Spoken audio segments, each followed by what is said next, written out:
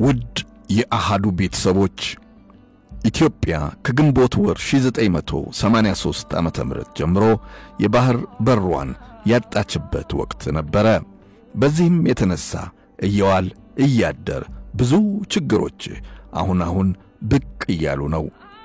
የኢትዮጵያ መንግስትም ሀገራችን የባህር መግቢያና መውጫ ያስፈልጋታል ብሎ ወስኖ የተነሳበትም ጊዜ አሁን ነው። ለባህር ቅርብ የሆነችው ኢትዮጵያ እንደውም የቀይ ባህር ባለቤት የነበረችው ኢትዮጵያ ወደብ አልባ ባህር አልባ ሆና መቆየቷ ብዙዎችን ሲያሳዝን እንደቆየም ያያሌዎች ትዝታ ነው። አሁን ግን ጥያቄው መንግስታዊ ሆኖ መጥቷል። ውጤቱም ብዙ ሳይርቅ ይታያል ተብሎም ይጠበቃል። በዛሬው ኢትዮጵያዊ ስንክሳራችን በቸልተኝነት ስለ ሀገር ጉዳይ አርቆና አጥልቆ ካለማሰብ ምክንያት ኢትዮጵያን የባህር በር አልባ ካደረጓት ጉዳዮች መካከል አንዱን አንስተን በጥቂቱ እናወጋለን። ጥበቡ በለጠ ነኝ። ኢትዮጵያዊው የሕክምና ሊቅ ዶክተር ፍርዳወቀ ማሞ በ2017 ዓመተ ምህረት በጣም ግሩም የተባለ መጽሐፍ አሳትሟል።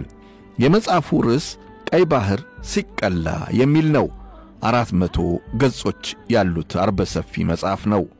ደራሲው ይህንን መጽሐፍ በልብ ወለድ ዘውግ ይጻፈው እንጂ ታሪኩ ከእውነተኛ ምንጭ ሙሉ በሙሉ የተቀዳ መሆኑንም ያስታውሰናል።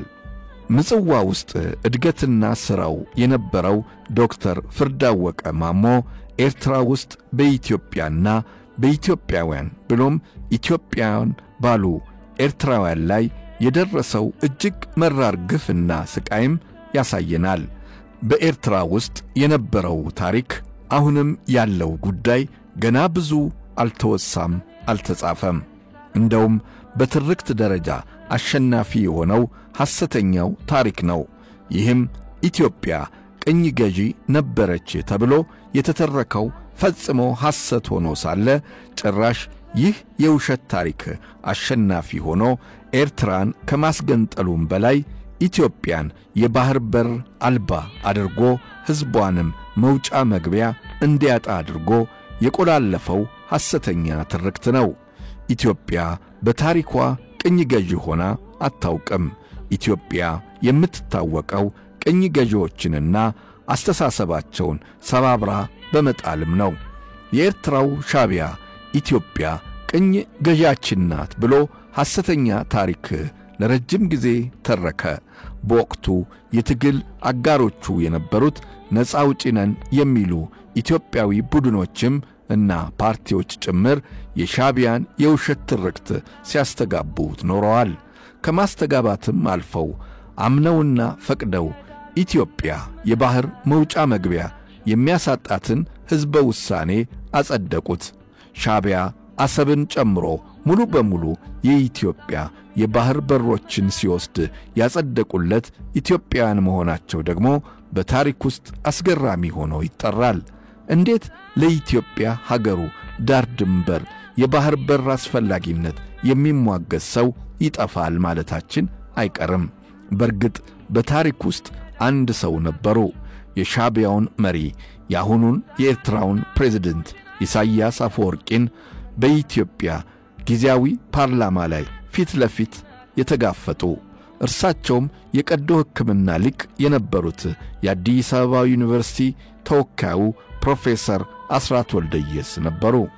ለኢሳያስ አፈወርቂ ጥያቄ ድምፅ የነሱት ተቃዋሚው በዚያን ዘመን ከተሰብሳቢዎቹ አንድ ሰው ብቻ መሆናቸው በብዙ መልኩም ያስገርማል። ኢትዮጵያዊነት እንዴት ጠፋ? ኢትዮጵያዊነትን የሀገር ዳር ድንበር በዚያ ልክ በግፍ ሲወሰድ ቁጭ ብሎ አጽድቆ መስጠት ያስተሳሰቡ ምንጭ ምንድነው? የዚያን ወቅት ተሰብሳቢ የነበሩ ሐሳቡን አጸደቁ፣ አስፈጸሙ። ኢትዮጵያንም ዛሬም ድረስ የባህር በር እንድታጣ አደረጉ። ያ ምክንያቱ ምን ይሆን? የዚህን ጉዳይ የተለያዩ ታሪኮችን በተከታታይ እናወጋበታለን። በጣም የሚገርመው ጉዳይ በ1968 ዓመተ ምህረት ታላቁ ድምፃዊ ጥላሁን ገሰሰ ስለ ኤርትራ የመንገንጠል ጥያቄ በግሩም ዜማው በመቃወም አቀንቅኖታል። ጥላሁን ገሰሰ በዚያ ራቅ ባለው ዘመን ላይ የሀገርን ጉዳይ በዚያ ከፍታ ላይ ሲያዜም በ1983 ዓ.ም የመጡት ኃይሎች ደግሞ ለምን ትልቅ አገር አሳጡን የሚል ጥያቄ መነሳቱ አይቀርም። ለመሆኑ 1968 ዓ.ም ጥላሁን ገሰሰ ስለ ኤርትራ ምን አዜመ ብለን ብንጠይቅ እንዲህ አለ። ኧረ ተይ ለሁሉም ሀገሬ ጋራ ነው፣ አብረን ብናስብበት ምን ነው? እባክሽ በፍቅር እንያዘው ተስማምተን፣ የማይዘልቅ አምባጓሮ ትተን። ዘለቄታም የለው አያምርም፣ የማይጠቅም ሐሳብ ይቅርብሽ፣ የማይሆን አይሆንም ልንገርሽ እያለ ጥላሁን ይቀጥላል። ፈጣሪም ኢትዮጵያንና ሕዝቧን አብዝቶ ይጠብቅልን።